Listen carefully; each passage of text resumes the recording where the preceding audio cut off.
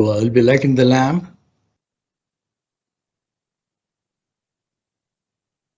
Jyoti Param Jyoti. Godly. Okay. Thank you very much.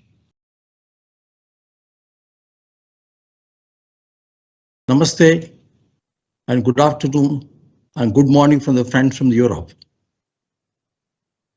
On behalf of SATCOM Industry Association, SIA, I welcome all dignitaries, participants from India and abroad.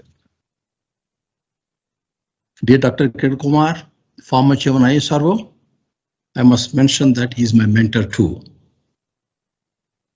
Dr. Uma Maheswaran, Scientific Secretary, ISRO, Mr. Deepak Mathur, Executive Secretary, SES, Mr. Bashir Patel, Senior Regional Advisor for Immersat, and of course he's also coordinator for GSC, and Mrs. Deepa Tyagi, Senior DDG, and of course for the Telecommunication Engineering Center, DOT, and the distinguished participants. Namaskar to all of you. The conference on SATCOM emerging trends. The whole process is emerging into a new arena now.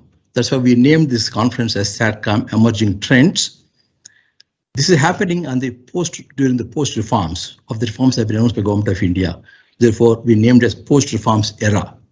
We are into a new era which has been liberalized completely. And this conference offers the perfect platform for key stakeholders for us to come together and discuss emerging trends and massive potential in the space sector, along with addressing the regulatory issues, frameworks, enabling conducive business environment, and for the local and global companies to participate in the post-reforms era. I'm glad to inform you that for this seminar today, the response is overwhelming. It's so overwhelming that we have 48 distinguished speakers from 14 different countries and with 600 active participants from India and abroad. This is something awesome. And I have not seen in my career, there's so many delegates attending into that, thanks to virtual conference too. And thanks to what a pandemic has done something good also for us in terms of, assembling so many people together on a conference. Friends, perhaps this is the first of its kind. The first of its kind seminar now that's being organized during a post-space sector reforms with such overwhelming response, which clearly indicates the interest of industry to actively participate in India's SATCOM business. That is the most important point. It is so actively participating in Indian business, SATCOM business. And as you are aware, India has an important role to play in the fast-growing space economy.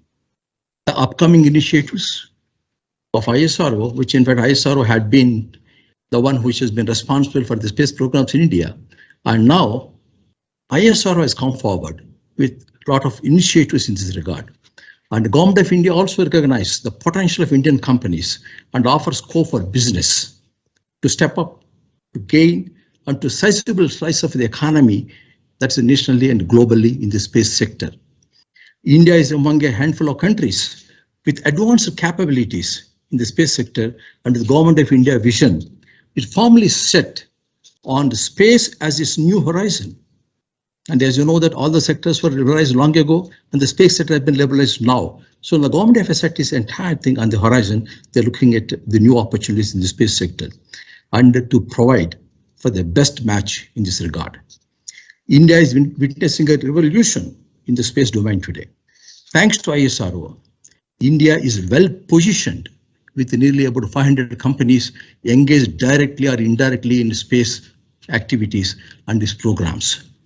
India's biggest civil space activities, as you know, is very, very modest.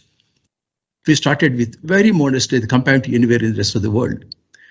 The funds that are required in the sector to boost the indigenous manufacturing sector and also promote R&D and launch more space missions, a lot of funds are required. So therefore, in this regard, the industry welcomed the the reforms that have been announced by Government of India.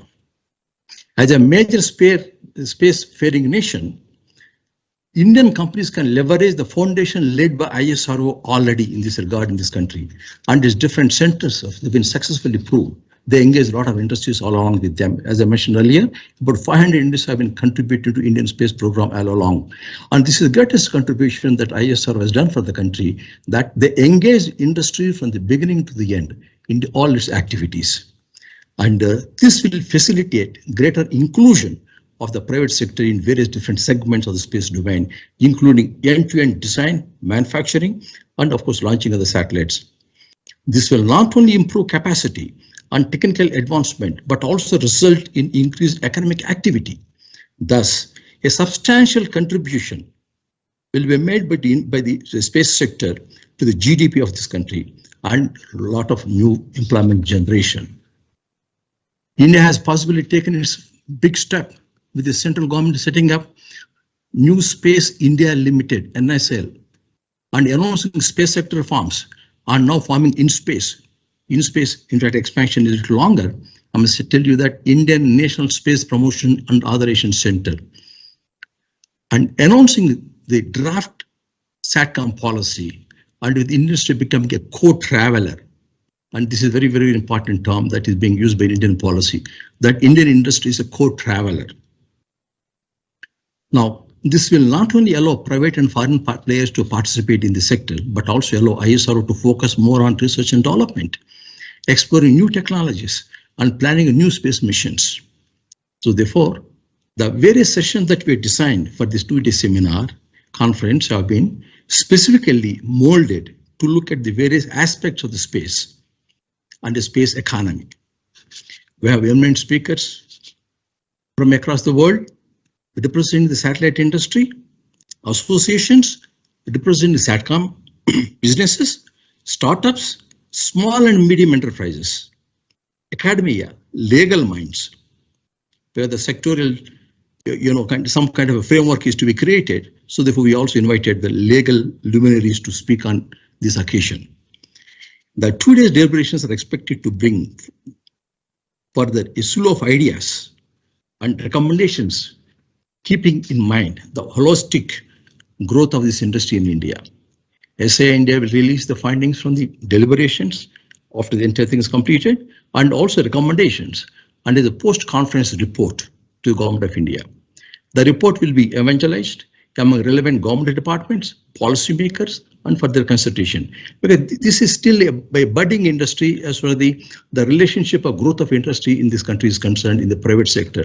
So therefore, we are making the effort in this regard to bring all the best of the minds together to evolve further policy liberalization, what more industry is looking for, and what kind of new technology has to emerge, what are the new things to come to this country, and how the entire economy can be echoed with the more enthusiasm in this space to build up the space economy in this country.